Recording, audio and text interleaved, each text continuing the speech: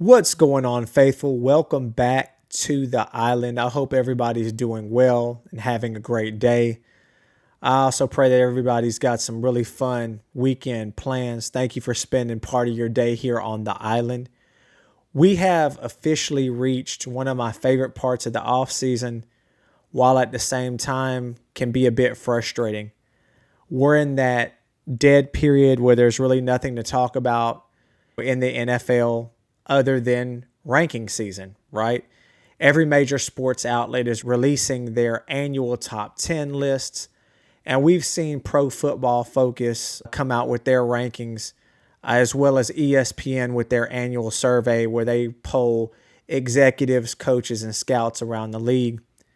Now, what I think is interesting is these two rankings are very much different. PFF uses film breakdown, advanced analytics, grading systems, and projections to come up with their ratings. They really look at what's been done on tape and how that's going to translate to things next season. Whereas ESPN does it a bit differently. Their annual survey asks executives, coaches, and scouts the simple question, and that is, who are the best players at each position? These are individuals who prepare for these players on Sundays, play against these players every single year. So I thought it would be fun to do one simple thing and ask the question, did they get the 49ers right? We're going to take a look at Kyle Shanahan, Brock Purdy. We're going to look at Christian McCaffrey, Nicholas Bosa, right? We'll look at each player, where they're ranked, and just make an argument whether they should be higher, lower, or if maybe even they're right where they should be ranked. After we talk about that, we're going to get into something way more important, and that's real football. Training camp dates are official, and we're going to break it all down here. Let's get it.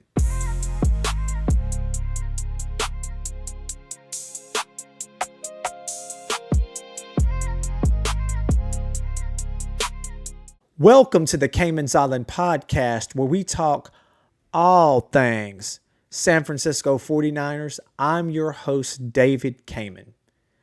Faithful, PFF, Pro Football Focus, has rated our man, Kyle Shanahan, the third best coach in the NFL headed into the 2026 season. Only Andy Reid of the Kansas City Chiefs and Sean McVay of the Los Angeles Rams is ranked higher in these rankings.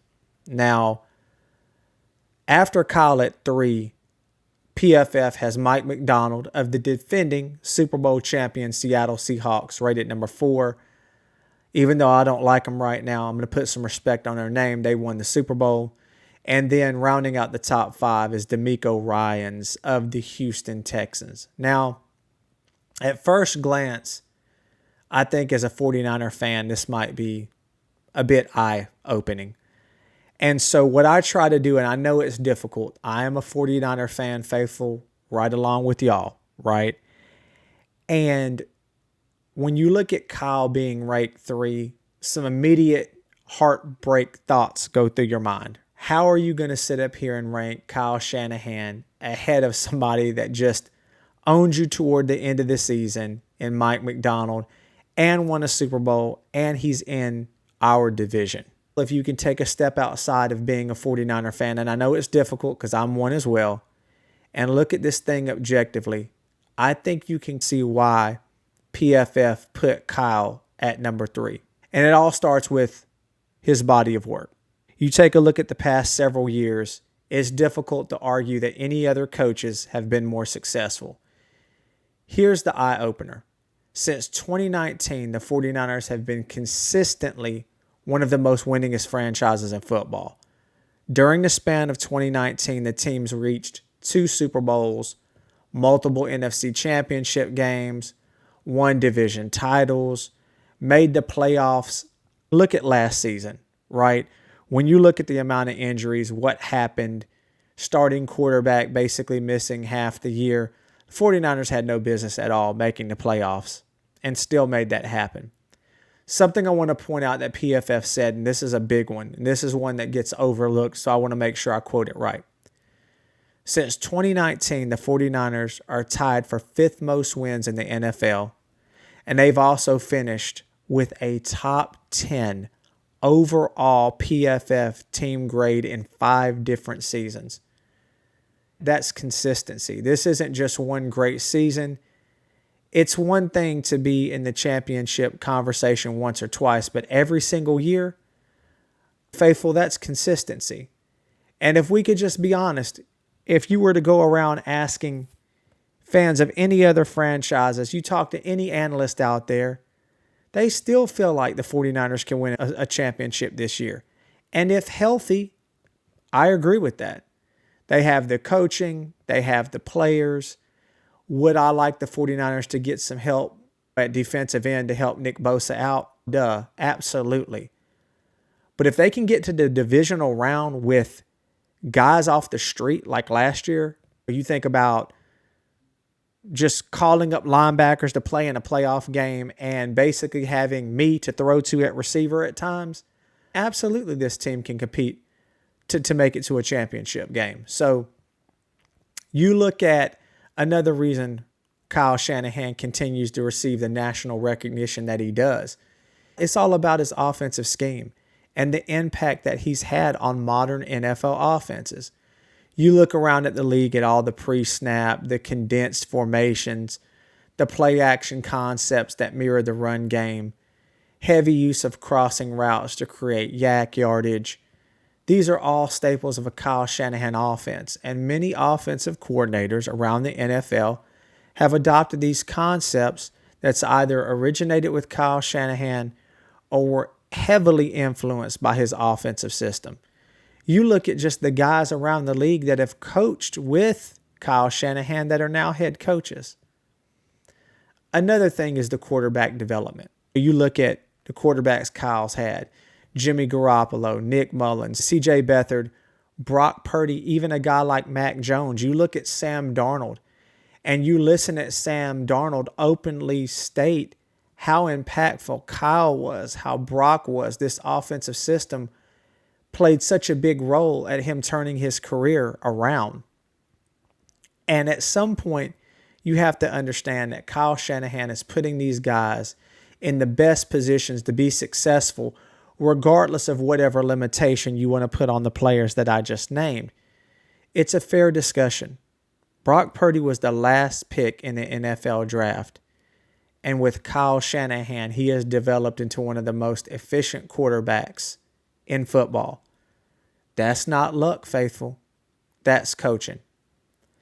Now let's take a look at the other side of the argument. And for me, immediately when I see Kyle ranked 3 and I think about the hurt feelings over the years, this is where I can instantly make an argument why Kyle shouldn't be number 3.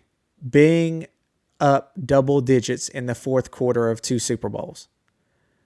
Some of his questionable play calling, I remember distinctly in the Super Bowl that we lost in 23 to the Chiefs, coming out at halftime throwing the ball over and over again, consecutive drives not even running the ball. I actually started to feel like this has to be unreal. At some point, Kyle is going to stop doing this, and here we go again. For me, the deal breaker, the one unforgivable for Kyle, was taking the football in overtime of the Super Bowl. That is just something that I think we all would agree. I would have been prepared to defer in that situation and not take the ball. If the Chiefs go down, score a touchdown, you're almost daring them to go for 2. They don't get the 2-point conversion. You can win the game off of a touchdown and an extra point. Now, I don't even want to say his name, but you hold your breath when Jake Moody would have had to kick a game-winning extra point. I don't even want to think about where my emotions would have been in that moment. You think about the fact that Andy Reid has multiple Super Bowl victories. Sean McVay's won a Super Bowl. It's easy to put them above Kyle. That's easy. But I think the criticism is going to come down to the late game management in Super Bowls and big games. That's where it's going to stick out for me. A couple of things that PFF highlighted, though, the reason they ranked Kyle where he's at, okay, is that how Kyle Shanahan has continued to win despite major injuries and losing the team's biggest stars. Fred Warner missed a bunch of time. Nick Bosa missed a bunch of time. Brock Purdy essentially missed half of the season. And despite those setbacks, the 49ers still finished 12-5 in 2025 and reached the divisional round, knocking off a team in the Philadelphia Eagles, the defending Super Bowl champions. Let's be honest here. We had no business winning that game. The Philadelphia Eagles were much more talented in all facets. I think about a world where you give Brock Purdy some of the weapons that the Eagles were working with last year, that offensive line. And so the fact that Kyle was able to coach this team to a record, to a playoff win, is what makes 2025 one of Kyle, in my opinion, Kyle's best coaching season of his career was last year. So I can understand why they have Kyle ranked 3. I also can understand absolutely the argument of the fact that we got a bit owned toward the end of the regular season by Seattle. And especially that playoff game leaves a bad taste in your mouth. But I'll defend it this way. And Christian McCaffrey said himself, if he comes up with that ball late in the regular season game, week 17 against Seattle, at home, we were wearing our rivalry jerseys, and he bobbled that ball toward the end zone. He catches that football, it's a completely different game. It didn't happen. No excuses. They went on to win the division, creamed us in Seattle in the playoffs. I'm just saying, go back to that game, and it wasn't the regular season game. It wasn't like we were absolutely getting eviscerated. That game was very close. 1 or 2 plays here and there could have turned the tide in that game. And if the Niners win that game, they win the division. They don't go to Seattle. Again, we can all do the if-then stuff. That's not the reality. That's not what happens. So let's take a look at my man Brock Purdy. Pro Football Focus ranked Brock Purdy the 10th best quarterback in the NFL. Now, I want to go over this list of quarterbacks because for me personally, more so than ever, this list, in my opinion, makes an argument for Brock being higher than 10 versus lower than 10. And we'll get into that argument in a second. Here's the top 10 PFF list. You got Josh Allen of the Bills, Joe Burrow of the Bengals, Lamar Jackson, Patrick Mahomes, Matthew Stafford. That's the top 5. I don't really agree personally with where they have those players slotted, those top 5, but I do agree that those are the top 5. An argument can definitely be made that Joe Burrow needs to come down, Lamar Jackson needs to come down, and Matthew Stafford needs to move up, Patrick Mahomes needs to move up. But I agree with their top 5 overall. 6 through 10 is where things get head-scratching to me. Jordan Love at 6, Justin Herbert 7, Dak Prescott 8th, Drake May 9th, Brock Purdy 10th. Again, I'm not too sure I'm taking Jordan Love, Justin Herbert. I'm not talking about Justin Herbert, the fact that he has a better arm than Brock. Take that stuff out of it, man. Do you win football games? How do you look in the playoffs? Okay, you look at Justin Herbert. I'm starting to think this man's a bit overrated. I have to be honest with you. He's got all this talent. He's got all this arm strength. And look, let's just look at 25 as a whole. Who had the better team? Brock Purdy, Justin Herbert. I definitely think the Chargers had a better team. And so he's supposed to be a better quarterback, so he should elevate his team. That's not happened in the playoffs, okay? You look at what Brock did. It was super windy in Philly, playing against a much better, much talented team, a team just coming off a Super Bowl win, okay? And you got Brock losing arguably the best tight end to ever play the game in George Kittle super early, and Brock not even playing well at the beginning of that game, gaining his composure, gaining his focus, making the big plays when you had to have it, and ultimately winning that football game. I haven't seen any of that from Justin Herbert. I haven't seen any of that from Jordan Love. And Dak Prescott, like I said, Dak Prescott, man, he has great statistics. I think he's a very good quarterback. Am I taking him over Brock? No. Brock wins playoff games. Brock wins playoff games against Dallas in the playoffs. In fact, if anybody wants to make an argument, man, maybe Drake May needs to come up this board. Maybe it needs to be Drake May, Brock Purdy, and then you slide everybody else in there. So I can see the argument for why Brock Purdy needs to be higher. But, Faithful, I'm going to be fair as well.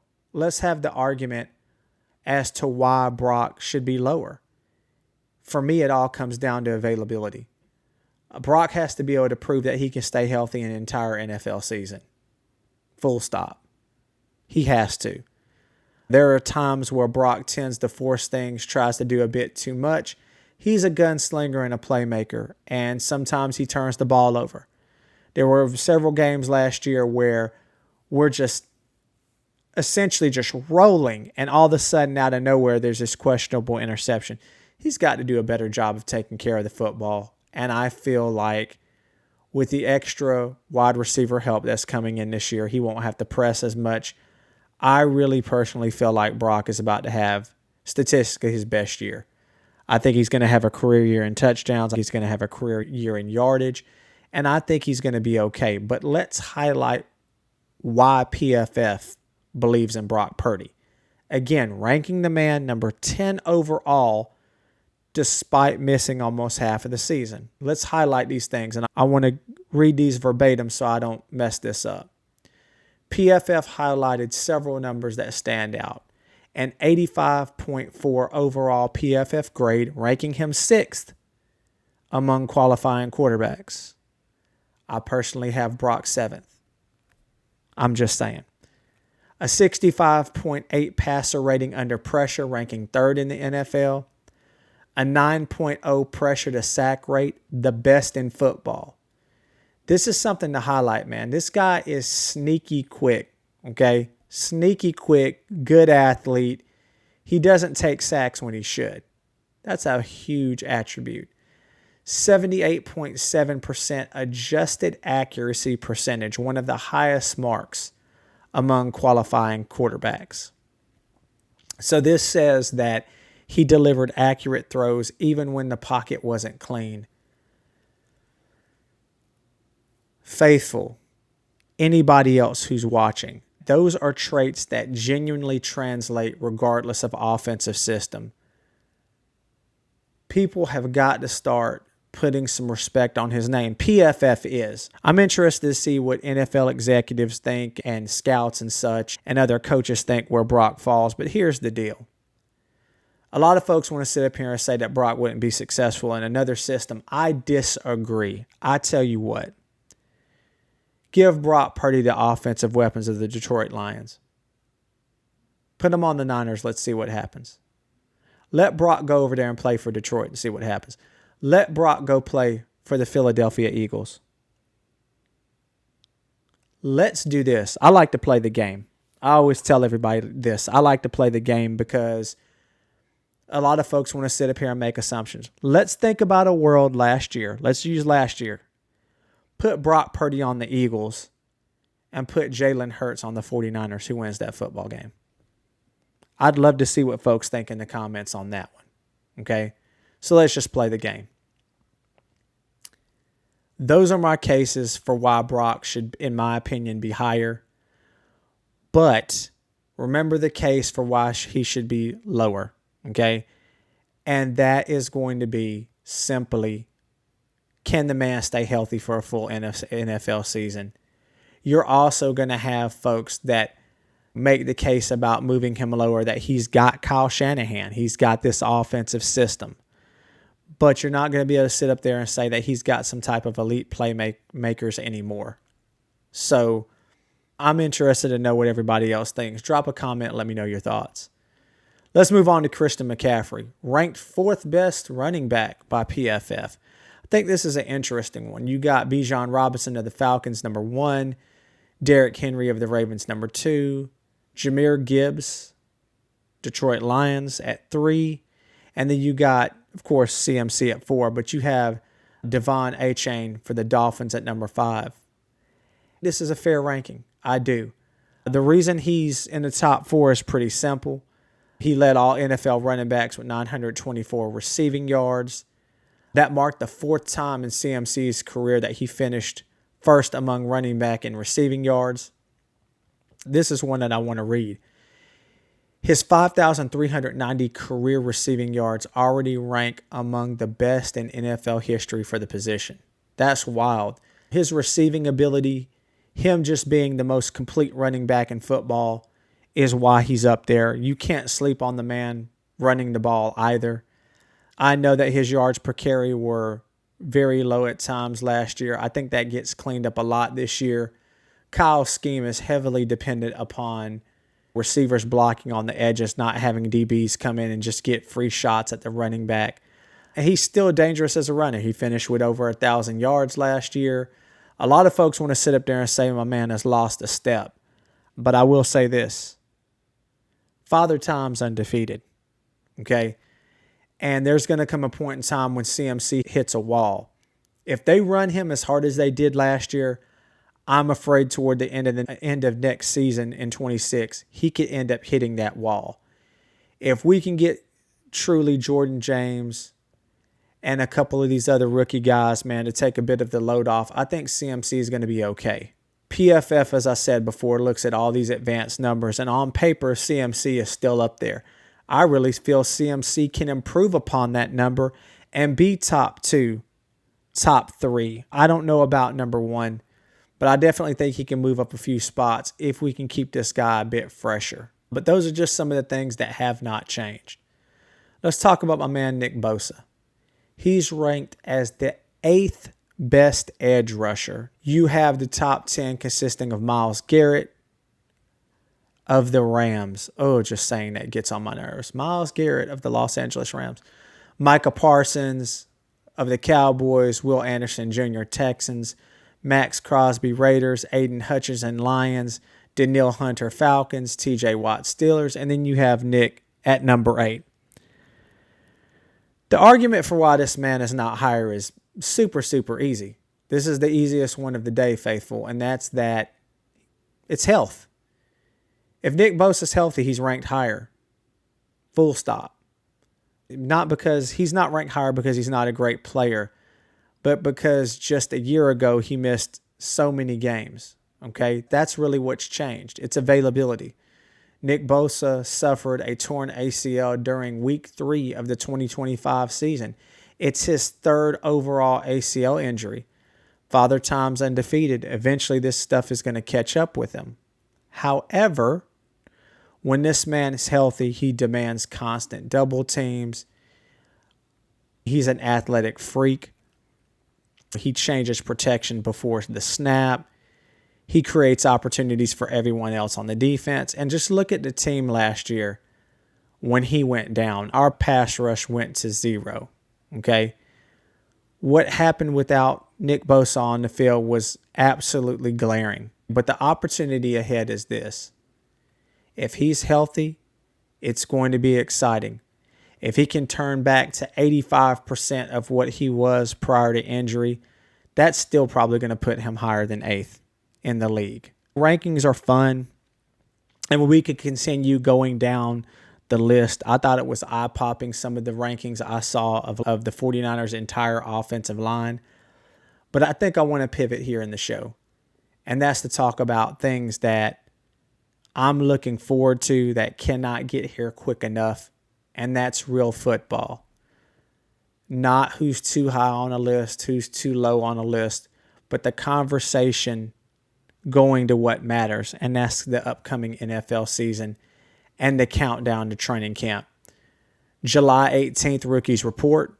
This is the first opportunity we're going to get where coaches can begin working extensively with this rookie class that, by the way, has completely been signed, so that's definitely a positive thing. You got July 25th, Veterans Reporting. This is where the full roster is finally going to come together, and I'm looking forward to that. Competition begins. The expectations start becoming a reality. July 26th, the first full team practice. This is probably the most important, most anticipated practice of the season. This is where we get Brock throwing again, CMC back on the field, Nick returning from injury, the new additions, the rookie class, man, the depth chart starts shaking out. Then the joint practices start. Some coaches feel that this is the most valuable thing of training camp, these joint practices. It actually gives starters meaningful work without the wear and tear of 4 full quarters. So this year, the 49ers have 2 scheduled joint practices, August the 11th against the Tennessee Titans, and then August 18th against the Los Angeles Chargers. Against the Texans, they'll get a chance to see some unfamiliar schemes before their preseason matchup. And you always know that the Chargers are bringing a physical style of football. I'm really looking forward to see if some of these young guys, some of these rookies, can win some reps against a physical football team. But for me, the storyline is simple heading into camp. It's not Brock Purdy. It's not his chemistry with the wide receivers. It's not anything to do at all, in my opinion, with the offense. Guys, I'm going to give you a spoiler alert. I don't care who's healthy, who's on the team. Come the end of the year, man, I know this is going to sound crazy. I don't care who the quarterback is. Toward the end of the year, the offense for the 49ers are going to rank up there in the top 10, top third of the league in a bunch of offensive categories and statistics. I'm not worried about the offense. It is this defense. Can this defense finally get back to generating some pressure? What does the new wrinkles in the scheme look like? Are we going to actually be able to get some turnovers this season? Does Raheem Morris like the guys he's brought in, who he's handpicked, over some of the guys that actually showed some good signs like Upton Stout last year? Are we going to get Diamador Lenore more in the slot, where I think he would be a dominant player? So I'm looking forward to that, faithful. Tell me what you guys think in the comments. Out of all the rankings we went over today, which one do you disagree with the most? Should Kyle Shanahan be higher than number 3? Should Brock Purdy already be considered a top 10 quarterback? Tell me what you guys think in the comments. Thank you again, faithful, for spending part of your Friday on the island. As always, remember to like and subscribe. Hit that notification bell so you don't miss any new content. Take care, be blessed, and go Niners.